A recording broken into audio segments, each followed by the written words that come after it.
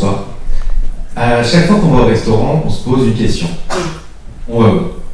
Alors, on cherche, on réfléchit, on demande à ses amis, on va sur Internet, on peut même utiliser du papier.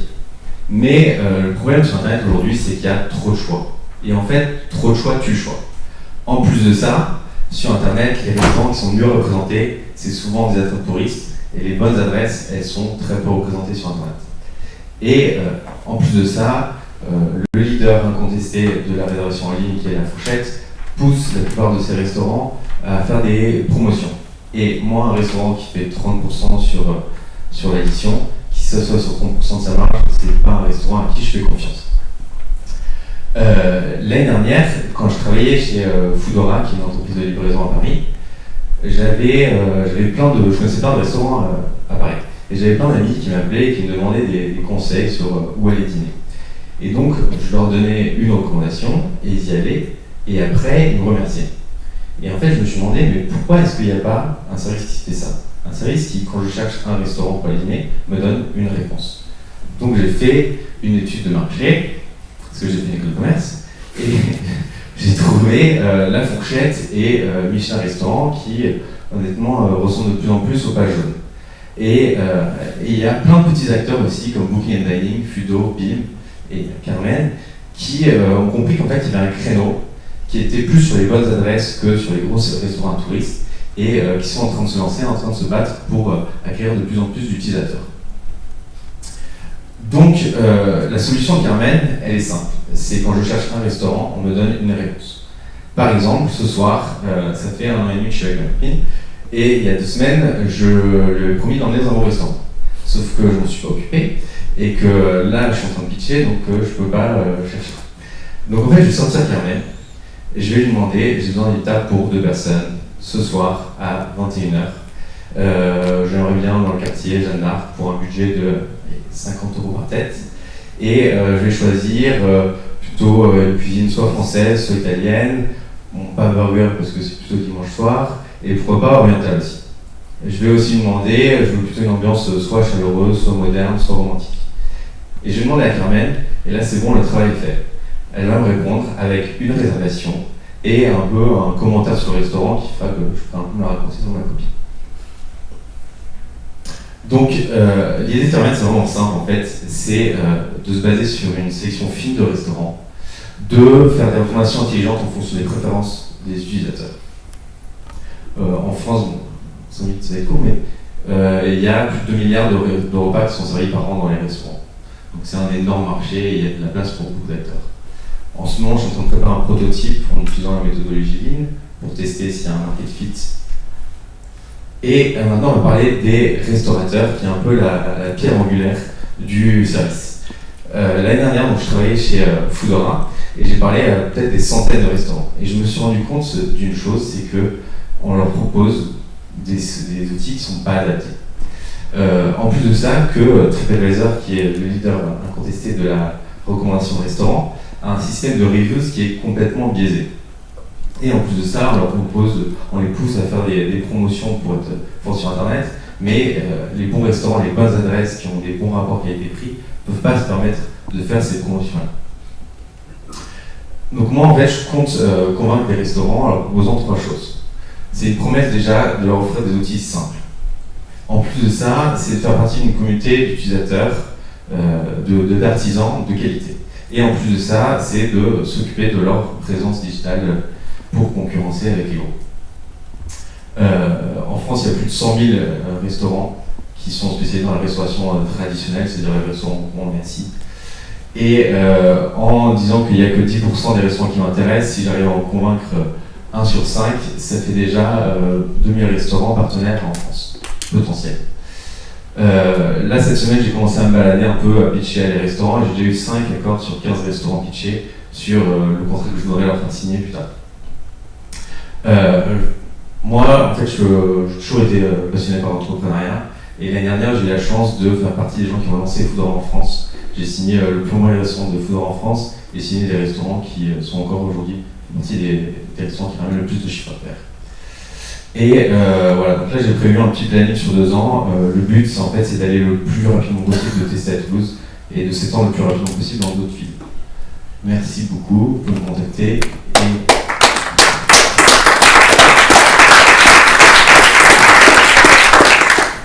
Et si vous pouvez le temps, c'est le temps. 5 minutes pour tout le monde. Donc, je vous invite à rejoindre vote.pitchmieux.xyz.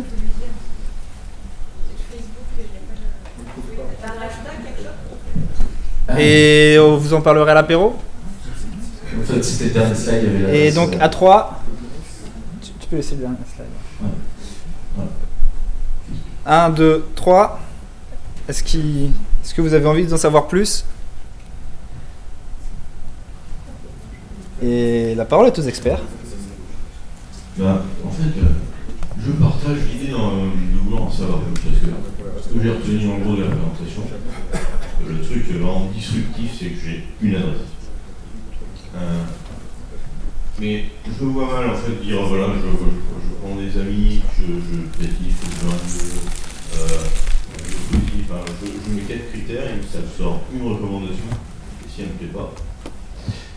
Si elle ne plaît pas, on dit ça ne plaît pas. Là, je vais vous proposer 3 réponses. Pourquoi ça ne plaît pas? Pour essayer de comprendre, pour appeler le service, et relancer en fait en fonction des mêmes critères pour qu'ils puissent relancer.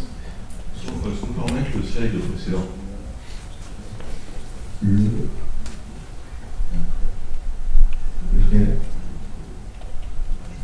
Celui qui va. L'avant-dernier. Ah, l'avant-dernier.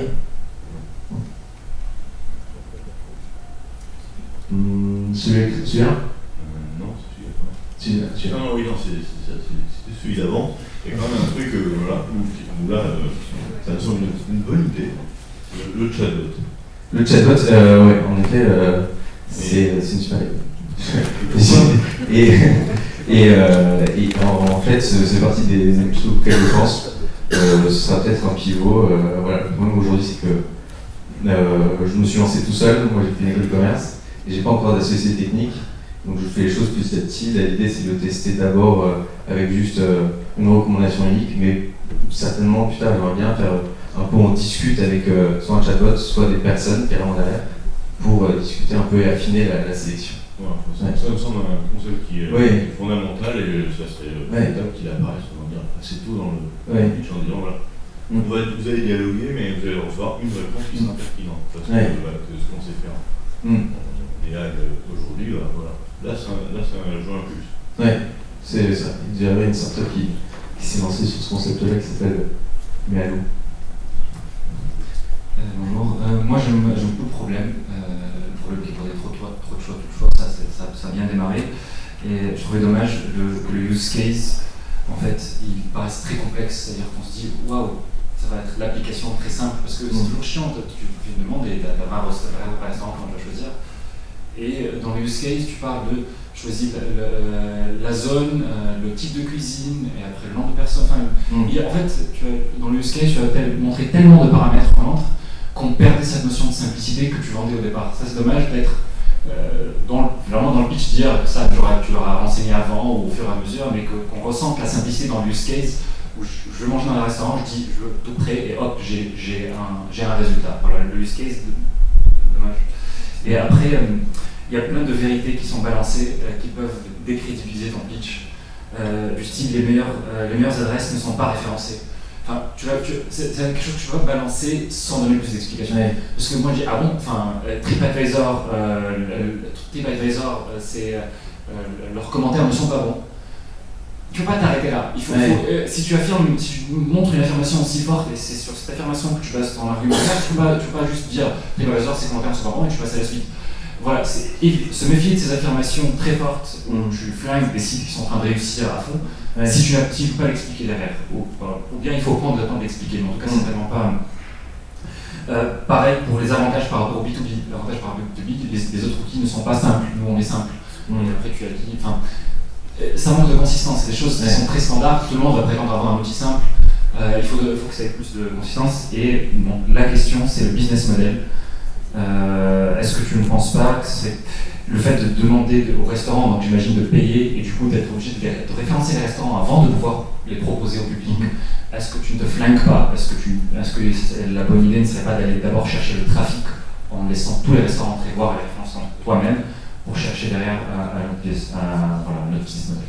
Tu veux dire en gros de commencer le business sans business model. Est-ce que ce que tu vas vendre au restaurant, aujourd'hui, tu n'as pas de trafic. Si tu vas vendre au restaurant, si tu vas aller voir et que tu veux leur vendre quelque chose, déjà beaucoup ne vont pas accepter, tu vas avoir un choix limité. Et c'est compliqué. Par contre, si tu les références toi-même ou gratuitement et qu'après tu ailles chercher le trafic, je pense que c'est la meilleure manière de faire pour ce que tu proposes. Là, ce que j'ai proposé comme deal aux restaurateurs, c'est un deal simple où ils n'ont aucun frais, sauf si je leur apporte des clients. Et dans ce cas-là, ils payent 2 € par couvert, qui est le même tarif en fait, que la fourchette. Donc en fait, ça leur coûte rien tant que je leur apporte rien. Mais du coup, ils ne sont pas référencés s'ils n'acceptent pas ce deal-là. Et ça, c'est un vrai problème. C'est vrai. Alors les gens sont en train de parler de vous sur Twitter, ils disent que vous êtes en train de vous faire cuisiner. Ils ont mis du temps à comprendre, là, ouais, on les a réveillés. Il y a beaucoup de choses à dire sur votre pitch. Il faut vraiment énormément de temps parce que je pense qu'il y a à peu près tout qui ne va pas. Mais c'est ça qui est bien dans un pitch mieux, c'est l'idée de se confronter à ça et puis il ne faut pas rêver. Les premières fois où on pitch, c'est forcément pas bien. Et donc, autant commencer le plus tôt possible. Il n'y a pas longtemps que vous pitchez. Non, c'est même sur cette présentation, c'est pas un peu le pitch. Bon, j'ai terminé ça. Ça, c'est bien sorti. Et j'ai l'impression que vous ne savez pas comment raconter l'histoire. On sent qu'il y a des moments où vous parlez des utilisateurs, après vous parlez des restaurateurs, il y a des moments où vous parlez de vous. Dans la façon de raconter l'histoire, vous n'avez pas encore trouvé par quel bout le prendre, et ça, c'est vraiment quelque chose qui va manquer. Est-ce que l'application que tout le monde attend, c'est pas simplement une application qui vous connaît? Effectivement, moi quand je veux réserver un resto, j'appelle Chérif, parce qu'il me connaît. Je lui dis Chérif, je suis à tel endroit où c'est qu'il faut aller bouffer. Et il me connaît, il sait que moi j'aime les endroits un peu classe, un peu sympa, et il me recommande un kebab complètement pourri, et après... Mais je crois que ce que tout le monde attend, c'est ça, c'est une appli qui vous connaît. Est-ce que votre pitch, c'est pas simplement voilà, une appli qui vous connaît, vous dites je veux manger au resto, l'appli elle vous a géolocalisé, t'es à tel endroit, je connais tes goûts, voilà, ça va être simple. Et effectivement, comme l'a dit Chéri, ça part super bien, et après on tombe dans les marées, alors on sent, c'est terrible, il y a des slides, mais carrément je ne veux plus les voir. Je pense que vous avez confondu une présentation qui va être imprimée et lue, et des slides. Il y a des moments, on dirait des extraits de CV avec des adresses email et numéros de téléphone. Vous croyez que les gens dans la salle ils vont vous envoyer des emails. Voilà. Il y a un support, il faut adapter à vos interlocuteurs et particulièrement le support. C'est un pitch, c'est pas une présentation écrite que vous allez envoyer. Il y a beaucoup de choses à travailler. Alors on est là après pour l'apéritif, on va être très heureux de vous donner plein de conseils. Voilà, mais la bonne nouvelle c'est qu'il y a une super planche de progression. Merci. Il y avait une question Question du public, c'est ça? Allez, c'est parti, il reste 2 minutes et 37 secondes. Sinon, vous parlez fort et il répétera, ça ira peut-être plus vite. Moi, j'ai juste une question. J'ai l'impression que le cœur de toute ton entreprise, ça va être les avis. Comment toi, tes avis seront meilleurs que les autres? Et du coup, la question, c'est comment est-ce qu'ils seront meilleurs que les autres? Ça c'est une question, c'est un peu difficile à répondre sans sembler être prétentieux. En fait, moi j'adore les bons restos, je fais souvent des bons restos, et on est toujours venu vers moi pour me demander où aller, et on a toujours été content de mes avis. Donc si j'arrive à satisfaire mes amis, je pense que je peux arriver à satisfaire d'autres gens qui sont un peu dans le même profil, on va dire, que mes amis, et pourquoi pas plus. Donc tu vas faire les avis sur toute la France à terme Et pourquoi pas. En tout cas, l'approche, nous c'est des avis d'experts et pas des avis de consommateurs, l'approche est intéressante. Ouais, c'est ça l'idée. L'idée ce serait plus de digitaliser un guide papier qui se place en expert et basé sur l'avis d'experts. Par exemple, pour s'étendre dans d'autres villes, l'idée serait de faire des partenariats avec des blogueurs qui sont locaux, qui ont déjà tout référencé, et de les rémunérer pour acheter leur base de données pour qu'ils la mettent à jour sur mon application. Une autre question? Monsieur. Bonsoir, on parlera des bons restaurants ensuite. Je partage l'avis général qui a été donné au niveau de l'absence de clarté de la présentation d'une façon générale, et effectivement, ça n'est pas convaincant. Manifestement, je serais un très mauvais client, je n'utiliserai pas Carmen, parce que j'aime hésiter devant les restaurants, J'aime beaucoup aussi aller dans les bons restaurants, et quand on commence la présentation avec la critique du Michelin, ça commence très mal pour moi. Donc il faudrait donc aller plus loin et indiquer, sans le mentionner de cette façon, mais mentionner en quoi et comment les propositions vont être intéressantes. Un site qui me propose un restaurant sur la base d'un quartier, par exemple, a priori ça ne m'intéresse pas. Alors il y a peut-être quelque chose à développer, mais il faut que ça soit présenté clairement, et de façon qu'on... Il te reste 17 secondes pour y répondre. En fait, l'idée, c'est pas du tout, on est mal exprimé, je critique pas du tout Michelin, au contraire, c'est une référence, mais je critique Michelin le restaurant, leur version en ligne qui est complètement ratée. Et en fait, il y a pas longtemps, j'ai parlé avec le secrétaire général de Michelin, qui est un jeune...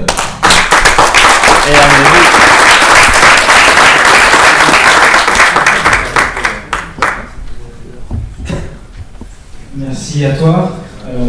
C'est court, ça passe vite, 10 minutes.